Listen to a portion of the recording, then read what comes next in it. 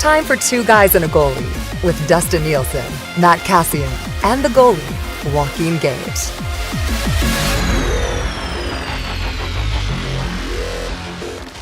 Hello, everyone, and welcome to another episode of Two Guys and a Goalie. Nielson, Kass and Gager back with you once again. Thanks for joining us on this Monday. As always, Two Guys and a Goalie is brought to you by our friends at Coolbet Canada. Sign up for an account today.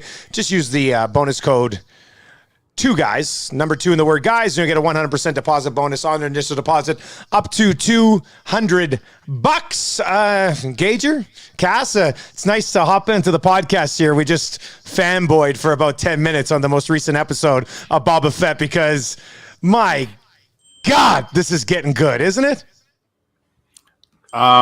It's next level, and I mean, I know Disney Plus, when this ends, it's going into Moon Knight, which I'm pretty excited about too. But I really kind of wish that this rolled into maybe some sort of movie or continuation of Mando. But it's from a slow start. These last 2 episodes, I would say, are the best 2 episodes of any Star Wars thing that I've seen in quite a long time.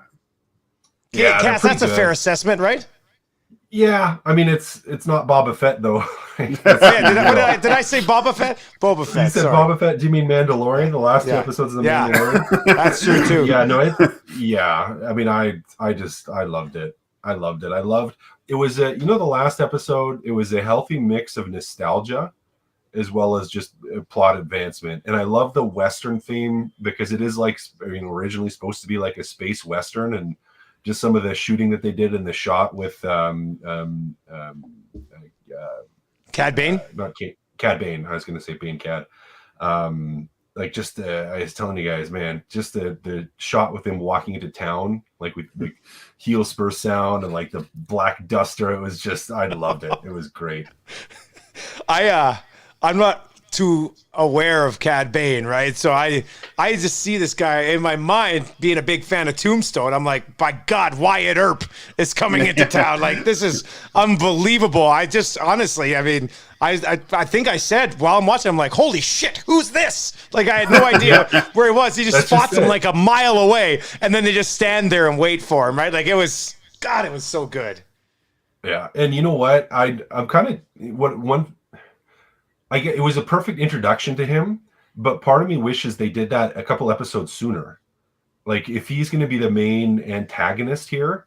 Yeah, is he the big bad or what? Right? Is he the big bad, or are they setting it up? Or are they setting it up for some of the future stuff that he's going to be involved in? Who knows? Like, if this is just kind of his, whatever. They just want to touch on him briefly for this, because the worst thing would happen is like they off him next episode or something. But yeah, it was sweet.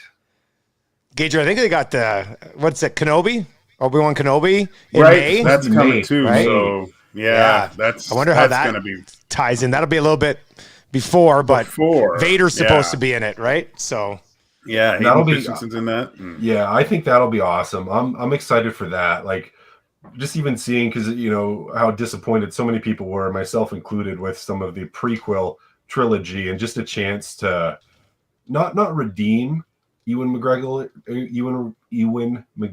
as Obi-Wan, but just to add some extra depth to that character. Yeah. And now that he's a little bit older, like, you get that age, you're going to get that age sense with him. And I'm pumped for it. I think it's going to be awesome. I've always wanted to know what that time in between him dropping Luke off to meeting up with him again was like, right? Like, that's because I mean, I've read a few of those books, and it's mostly the Empire hunting Jedi all the time, and it's just it's crazy and scary and stuff. So yeah, I hope it's going to be awesome. I think it'll be great. It's going to be good. AllStar Weekend has come and gone. Did you guys watch? And let's just start there, because we got to talk about is going to be Trevor Zegras. But did you guys watch much of AllStar Weekend, and what did you take away from it? I watched a bit of this. Go ahead, Gager. Yeah, I think we're going to say the same thing. I watched a bit, and you're going to get on Zegras, so I won't even touch on that yet. But I watched a bit. More intrigued on on the look of guys when they were introduced and see if guys were skating out there like they had skate guards on at first. I mean, Vegas, geez, that's a great place to have an all-star game. And then I watched probably the first bit of the Metropolitan Division against the Pacific, and after a while I just got, that's enough, and it was cool. They some breakaways, some good moves. The goalies I thought played pretty good, but I kind of lost interest after that. I guess I should have watched to the last one, because I hear that the last game got a little bit more of the competitive juices flowing, but I think it was a good job. People I think we've said before, this thing's for kids, young people to go to. It's a carnival-like atmosphere, the All-Star game, I think, and to have those things for the young generation in markets that maybe aren't as knowledgeable about hockey, I think that's the best place for All-Star games, and to grow it from there. But for a guy that wants to watch something with a little bit more, maybe a little bit more passion, it wavers for me. Yeah, I didn't watch the second half, so I didn't watch the games, but I watched the skill stuff, and that was fun. I mean, I enjoyed it. I didn't watch it. I wasn't dedicated, just sitting there staring at it the whole time, but it was good. I like what they did. I mean, some of the flavor is nice to it, and we're going to talk about Zegras here, and I was excited for the breakaway challenge for that purpose exactly. So yeah, it was good. I enjoyed it. Yeah, I mean, Gage, you kind of laid it out. Like, you view it as something for kids. And I remember being pretty intrigued by the All-Star game when I was a kid, like a teenager playing hockey, and it was a pretty decent game still back then. And then, in my 20s, early 30s, didn't really care about it much at all. But watching Marshall and Elizabeth watch the skills challenge and the slap shots and, shooting at the cards and shooting on the water. How are they standing on the water, Dad? It was awesome. And then, into the breakaway challenge, and we'll just dive right into it. We got to talk about Trevor Zegras, because Trevor Zegras is everything that competition has always wanted to be and needs to be moving forward, because he combined nothing against GUYS and Kaprizov and Pietrangelo and, Allen from The Hangover, DeBrincat with Carr and things. That's great. But Trevor Zegras, first of all, as far as confidence in the league goes, I mean, he's trying everything. He's doing things that even, the Dreisaitl's and Stamkoses and Kucherovs, a lot of those guys aren't going to try a lot of the stuff that Trevor Zegras has done, only trying, but finishing in the National Hockey League. But for him to come in with the showmanship of the Peter LaFleur outfit and the mascots with the balls, and he blindfolds himself. So you combine that with the actual skill level of the move that he pulled off, man. I mean, that's highlight of the weekend, highlight of the season material. And if you can, because you go on Instagram or TikTok, you see kids nowadays with that puck on their stick going crazy. And for Zegras to combine that with the good little bit, I think that's what you need to see moving forward. Sick stuff like that with the showmanship. I think that would, if you could get 3 or 4 guys like that also doing those moves like he did, I think that would be amazing for the weekend. I think we'd all look forward to it. So shout out to Trevor Zegras, because that was just awesome. I just love that. That was great.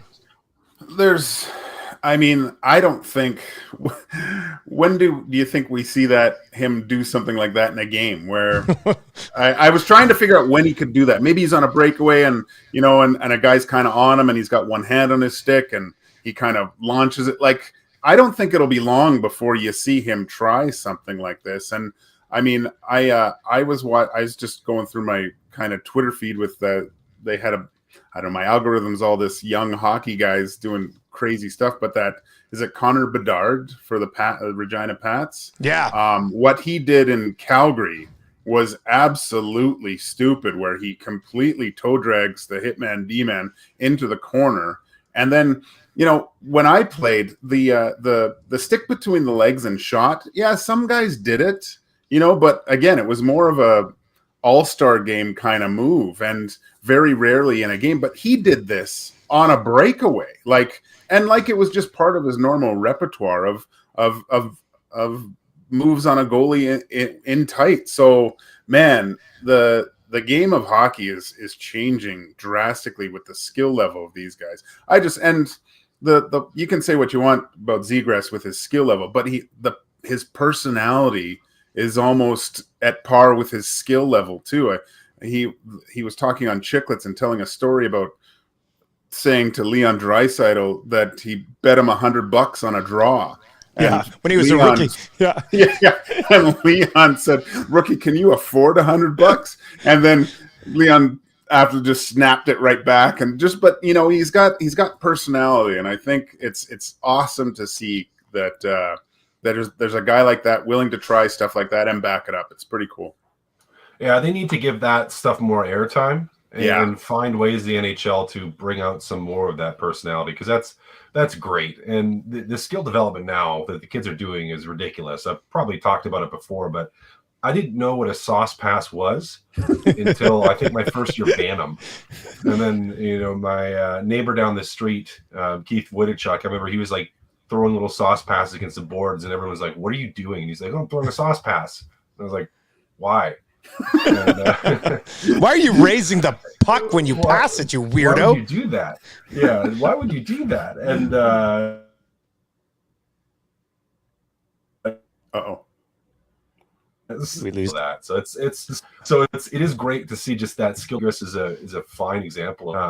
You know, it still would have been great even if the puck doesn't go in, but even better that it did. Like, it was awesome, and hopefully that just continues to impact people and brings more personality to it. And if you got the skill to do that during a game and it works, then you got the skill to do that during the game and it works and you do it. So I think it's great. You know, more power to them. Want to see more of it. Want to see more personality. I think it's splendid. It is splendid. I love it. Do you guys think we ever get to that point? Like, you know, you see the Michigan like 4 times this year already, I think, in the league. You see guys go between their legs, whether puck's coming off the end boards or, you know, however, guys go through their legs now. Gager, do you think we actually ever get to the spot where a guy gets in on a breakaway and actually scoops it up and spins and puts it in? Like, but see, they do it with so much ease nowadays that you almost feel like if it can be effective, why would you not? Well, I mean, yeah, I unless there's no rule against it. So, I remember going to a lacrosse game. I mean, for the puck to come at a completely different level and angle, you're probably gonna see a lot more dells though coming out and hitting the guy if he puts it up on his stick. I think so. But I don't think we're far from a guy maybe putting it on a stick and just lacrosse shooting it down the ice or something. But again, I've been thinking about it actually for a while. Yeah. Well, there's high stick rules and stuff like it. There's a lot of other things, but yeah, I'm pretty sure. I'd say within the next year and a half, we'll see a guy do that for sure. Oh, in a shootout, I would say you're going to see. Yeah. It first. Oh, yeah. You're right. You'll see it in the That'd probably shootout happen. first. It'd be more challenging to do on a breakaway unless you're on such a clean cut breakaway that you know you have time because you're skating so fast and usually there's someone chasing you and putting pressure on you. So it'll be tough, but that's the beautiful thing of it is if you have time and if someone has space and speed, maybe they do try it. Which would be cool. But yeah, it certainly puts it in the realm of possibilities for shootouts. That's the thing. Like those moves that they're doing now that were kind of the all-star kind of moves, the way that they're incorporating those moves into a game type situation is crazy. So we're going to see tons of different stuff that I'm going to say, why didn't I think of that? But you're going to get to a point here where a lot of the kids coming into the league nowadays don't know much about fighting, right? Like fighting's kind of getting phased out too, but they all can do ridiculous things with the puck on their stick. So you just continue to see that transition. It's funny you mentioned the Aaron Dell coming out and hit him because one of the coaches on Marshall's U7 team, right? So I bought a goalie stick that we bring, and whoever comes out on the shift to play goal, I'll give it to them and show them how to hold it and stuff. And there was one kid on our team, he's got this goalie stick, and he wasn't kind of holding it properly. And some kid came down on a breakaway, and he just skated right out and tried to decapitate him. Like I look at the other coach, who's his dad. We looked at each other. I was just like, holy shit, you're not supposed to do that. We go over like, no, you have to keep the stick on the ice. Like, this is not what this goalie stick is for. So full-blown Aaron Dell moment at U7 on Sunday morning. It was ridiculous. All right, trade deadline is still over a month away. Usually it creeps up a little bit closer with the season. We're still looking at mid-March. But, yeah, Kass, let's get into it. What do we want to talk about, buddy? Yeah, I'm just looking. I'm looking distance here, particularly for the Edmonton Oilers. Obviously, us being in Edmonton, and we talk about them a lot. Do you guys realistically think? Do you realistically think that Ken Holland, aside from maybe trading for a depth defenseman, because that's probably realistic, they may do that. Aside from that he can realistically actually make an impact trade for this team? I don't think he can. I don't think there's a cap space, and I think the cost is going to be too expensive. But I wanted to get your guys' thoughts, just to hear if you even think that it's in the realm of possibility that as we inch closer to the Oilers deadline, or the trade deadline, that the Oilers do something. Yeah, I was actually at bingo yesterday talking to a guy about this. What's their need? Let's just clarify again for somebody who hasn't listening. You were working a bingo. You weren't I just was working playing. bingo. Okay. Yeah. I was working at bingo.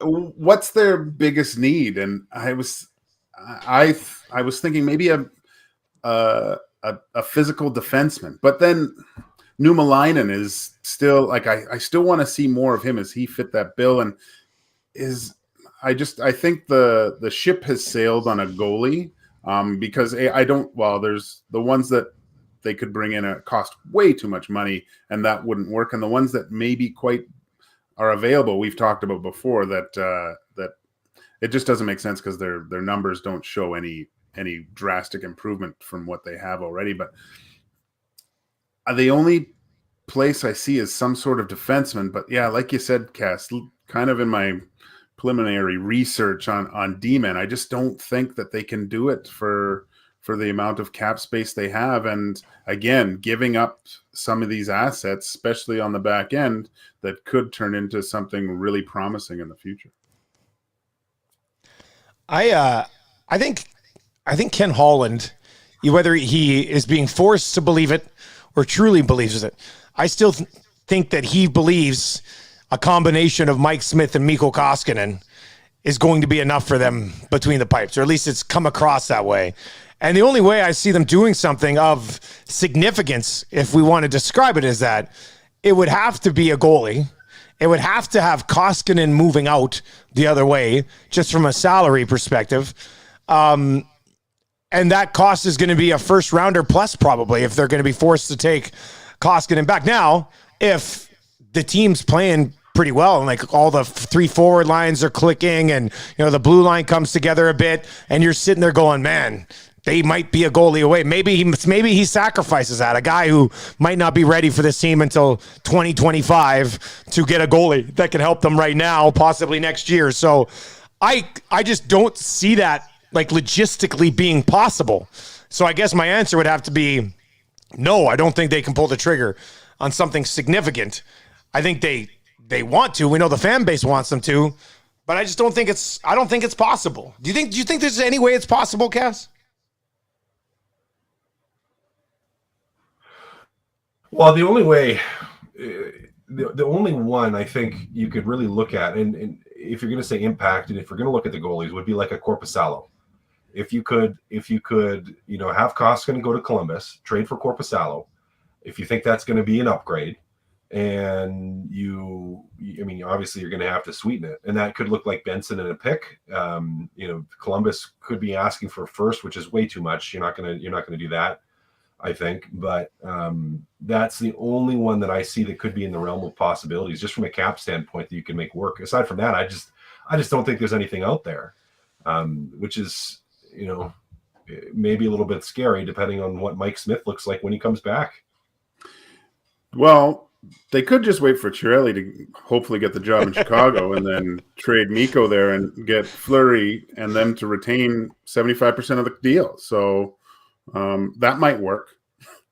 Don't you feel like Chiarelli only wants that Chicago job so he can trade another Strome brother? I feel like he's just sitting there going, come on, look at my history of trading Strome brothers. I can do this. That might be the one thing that he's looking at. Deadline, long ways away still. We'll get to it a little bit more during Keep It or Clip It a little bit later on in this episode. If you are watching Two Guys and a Goalie or listening to the podcast, we appreciate the support. If you're watching, you've not yet subscribed to the podcast, just search Two Guys and a Goalie on all your podcasting platforms and give us a sub there. Gager, what do we got to talk about today, buddy? Oh boy, this is got to be careful about this one. But so I looked at my Twitter feed today and I saw this article come out, and it's from the Star, and it said, should women's hockey continue at the Olympics? And I was like, whoa, who wrote this? And so looking at it, and a woman wrote it, and at first I was thinking, geez, that's a strong stance. But then the whole premise of the article was essentially that there's two teams that dominate at the Olympics and no one else has a chance. And you kind of agree with that. I mean, you look at this year and it's the same thing as the US and the Canadian women are just railroading every other team. And that's not really a true Olympic feel. But this is such a huge platform for women's hockey to grow the game, and yeah, I mean, you have the utmost respect for them at that level. The only thing I can think to improve the game, like, they have to be careful, I think, a little bit too, because I think it's getting to the point where you can't just have two teams that compete for gold every time too. There has to be some other team that's in the mix eventually, or they might just take it away at the Olympic level, right? But I think there has to be improvements to the game. And the one thing, because the US and Canada women are so much better than everyone else, skill-wise, skating, they're just, it's night and day compared to most other teams. But I think there has to be more of a way to even the playing field. And if you look at just look at last year in the playoffs, we can all say that in the Stanley Cup final that the Tampa Bay Lightning were a higher skilled team. But the reason why the Montreal Canadiens went there is because there was a more physical aspect. And I think if the physical play and being able to dominate physically and not just be all about the skill in the women's game to even the playing field, I think that might work and make it a little bit more competitive. Because, I mean, realistically, no one really wants to watch a 12-1 blowout, right? I'd much rather watch a 3-2 game and come down to the wire. And it's, everyone's going to watch tonight and probably down to the medal against the US and Canada again. But I think they have to find a way to make the playing field a little bit more level so you don't see those blowouts, because again, in my mind, I don't think anyone really wants to watch one team just dominate another team and have 70 shots to 10. I want to see Canada dominate, so I'm fine. Part of me is like, I get it, but at the same time, I'm just like, well, the other countries need to do a better job of building their programs. I mean, if it's been years of this, like, how long does it take for other countries to put time, effort, and money into their women's hockey programs? Like, I mean, you want to see better competition from those other teams, then those other teams and those other countries need to do a better job of it. So I'm kind of the opinion that they can all suck it, and the Canadian women and US women can battle it out until these other programs get better. So I don't know. I like seeing Canadian women dominate. My wife likes seeing the US women dominate. So yeah, I want to keep it in there. It's such a great sport.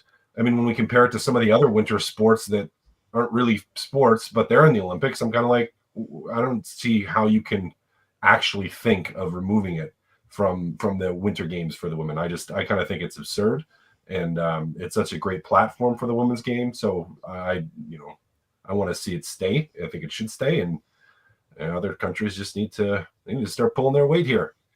It is the platform for women's hockey, right? Like, when until something legitimately is developed for them to play professionally. I know they got leagues, but until you get something that's like globally recognized as the one league that everybody wants to be in, and that's what, my daughter can push towards. She loves playing hockey. She sees them play for Team Canada, and she's like, Team Canada, that's what she gets excited to watch for women's hockey. So it's interesting because Usain Bolt dominated his sport for a long, long time. And in my opinion, I didn't stop watching. I kept watching because I like seeing Usain Bolt dominate, and nobody said, well, people should stop running the 100 because it's a waste of time for the next 12 years because Usain Bolt is a bloody freak. So I think you both have a really good point. I'm with Gager. Like, how can you make it so that the playing field is a little bit more level? And maybe you can do that by allowing a little bit more physical play, and they can try to muck it up that way.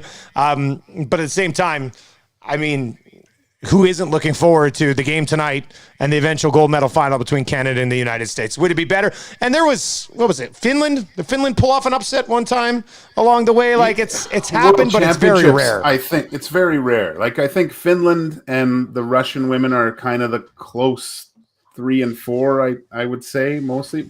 It's usually Canada, US, and Finland as the top 3 for sure. But yeah, I would just like to see a bruising Chinese team, and this scary, all these storylines of this scary defenseman, the Pronger of whatever, and just building it that, I think, because that's the only way that they can compete. The other countries, I think, is just turning into this 70s Flyers and having that intimidation. I mean, it's always nice to see an upset too. And I think you go back to Usain Bolt, there was always a chance that, is this the year, it wasn't, but it never happened. I know what you're saying. It never happened. But Rob, I can see what you're saying. Rob watching the live stream says it's not that different than cross-country skiing, where 2 to 3 countries simply dominate all the time. And if you look at different sports, you're right. Like, what was it, the first time today that a country from North America won a medal in ski jumping since 1924, right? Like, certain countries are better at other things.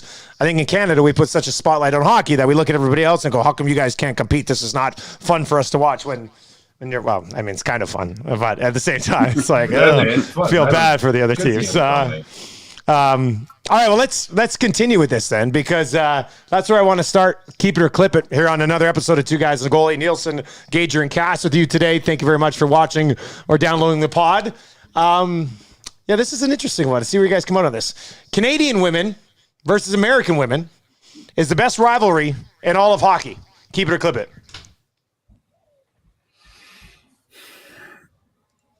I'm going to clip it because, well, in all of hockey, that's tough. You might have to go, Kass. I got to think about this. I'm gonna keep it right now, because I think you never know who's gonna win. It is always heated. They're always intense, and they're great hockey games. So yeah, I'm gonna keep it. I think you're 10 years ago, or even 20. Well, maybe you have to go back to like 20 years ago. I think in the NHL there maybe are some better rivalries, but and there still are some great ones like Edmonton, Calgary, but it just feels like it's so much more personal between those two groups because it's the same groups. There's not huge turnover year after year, and they just continue to battle one another. So yeah, I'm gonna keep it. I'm gonna keep it this year. Though being an Olympic year, we know what it's going to come down to, and that's exciting to watch, and seeing the look on the ladies' faces before those games. There's a lot of focus, and it's sad that it comes down to one game, and that's one thing I think they should change from especially a World Championships kind of thing. I think a best of 3 in that scenario would work way better than a one and done and maybe end in a shootout or something like that, right? I think that would work way better. Question 2. The Winter Olympics are better than the Summer Olympics. Keep or clip it? Keep it.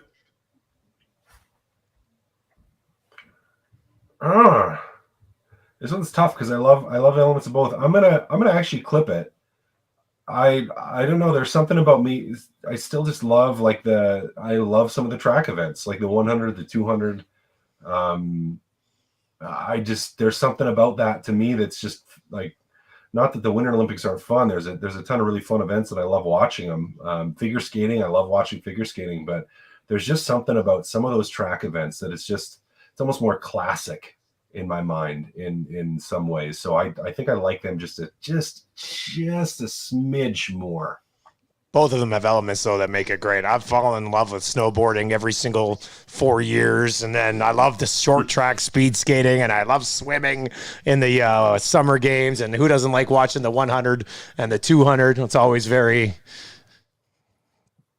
loves it. Everybody loves it. All right, here's an interesting one before the deadline. Lots of time here, though, but this guy has taken a turn for the worst in Montreal, so I think he's got 3 years left after this year, more than $6 million. Could be wrong, but the Habs will trade Jeff Petry before the deadline. Keep it or clip it. Oh, keep it. I think he'll be a sought-after commodity come playoff time. He would be great if he was still here, I guess. But, man, it's a rough year for him this year. But I think that's the fact that there's no Price, no Weber. There's teams decimated. But I'm sure there'll be tons of interest in Petry come deadline time. Oh yeah, the value you can get for him is going to be astronomical, especially if a team has a top 4 guy go down with an injury. Over $6 million though for 3 more years. Is that scary? He's 34. Is that scary at all? Maybe a little bit, but if you're desperate, like I said, if someone gets an injury, like the asking price will be high. So I don't see how he doesn't get traded. So it's got to be better than he's been this year. He's been pretty good the last few years. And he probably wants out. He sees the direction. Yeah. And he knows it's going to be a complete blow-up rebuild, so he probably wants to be gone. Does he have no move take a run? Just a sec. Let me. I'll tell you right now. I got his deal right here. Modified, no trade clause, 15-team no trade list. So he's not coming to Edmonton. Yeah, that's true. The Chicago Blackhawks should hire Peter Chiarelli to be their next general manager. Keep it or clip it. He's been interviewed for the position. Keep it. It's the only way things work out here, I think. Don't you want to see how it goes? That's a sarcastic keep it, Gager. I got to show you something. I'm gonna clip it like Panic Peter, man. No. Not the right guy for that situation at that time? No.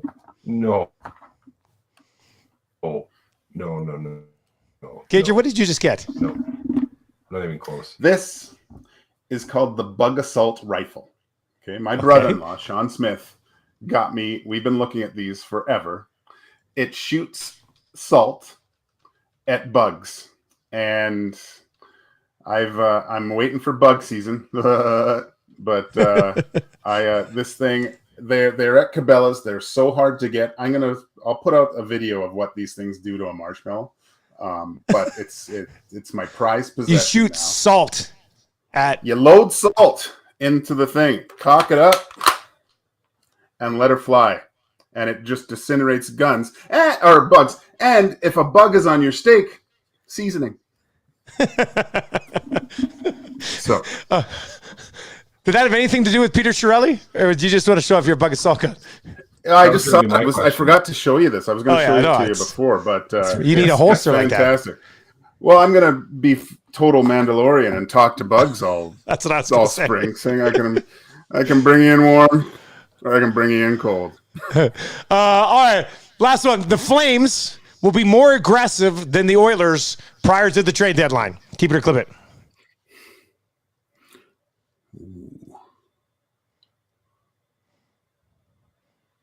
I'm just looking. They do have more cap space available to them, so keep that in mind. What would be more sought after for them to go get, though? That's what I'm trying to think. I know they already have the goalie, right? Yeah, D-men. They don't have enough for Petry. No, I don't. I think it's going to be about the same. I think they're mostly going to stand pat. Like I kind of look at them, and then even from a cap space, like what are they going to do that's going to be a big splash? Like I can't see them doing anything major. And only one team gets it right, too. You know, like you make these moves and you gamble some futures. It puts you back a few years, and for what? Unless you can honestly make a run for the Stanley Cup, I don't know. I don't think I like their team. To tell you the truth, I don't think don't try to fix what's not broke. All right, before we chat on Thursday, the Oilers are going to play the Golden Knights at home here Tuesday, and then the Blackhawks roll in on Wednesday. So back-to-back Tuesday, Wednesday games. What are we talking about on Thursday, guys? Couple of wins, a split, 2 losses. What do you think happens? I think we're talking about Mike Smith's performance. Oh, off the LTIR today. He's back and available. I think I think they split, and we're gonna be talking about how he played.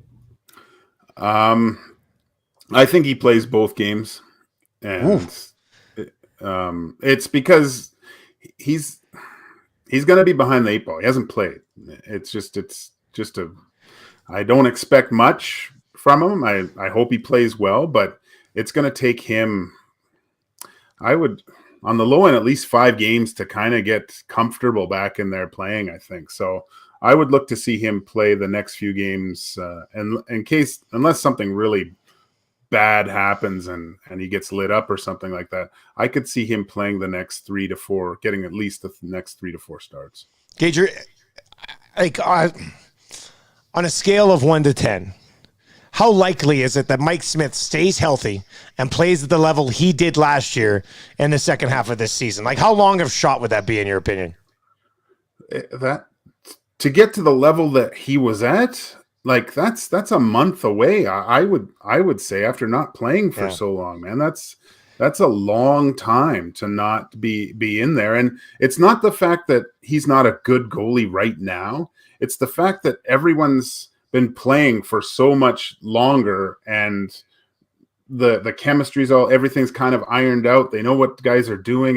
It's a different level of NHL compared to starting from at September than it is at the start of February. That's a huge gap to make up.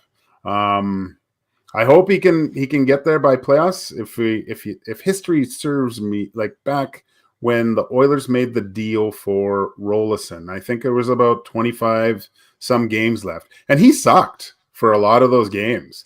Mac T just said, "Nope, he's my guy. I'm rolling with him."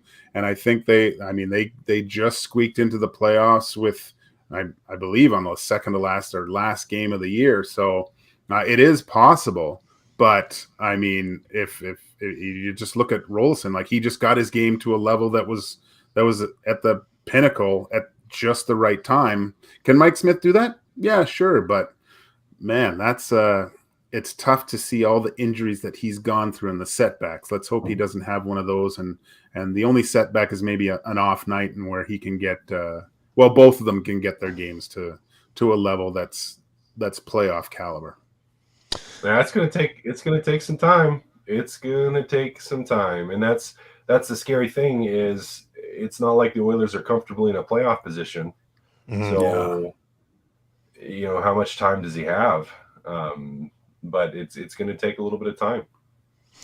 Well, I guess we'll have something to discuss in a couple of days when we're back on Thursday with another episode of Two Guys and a Goalie. Cock that thing, Gager. Cock that thing. Oh, I can't. I got to shoot it, but I'll put some. I'm getting a laser sighting on this too. But wait till you see this thing in action. Once you guys invite me over for a barbecue when it's nice out, I'll bring this so we can all shoot the bugs in the back. That'll be really fun. That'd be a great time. For Joaquin Gage, Matt Cassidy, and I am Dustin Nielson. Thank you very much for watching or listening to another episode of Two Guys and a Goalie. Tell your friends about it. Have them subscribe today as well. It's all brought to you by CoolBet. Sign up for an account today at coolbet.com. You'll get a 100% deposit bonus if you enter the bonus code 2Guys when you sign up for an account. Boys, enjoy the games. We will chat with you on Thursday.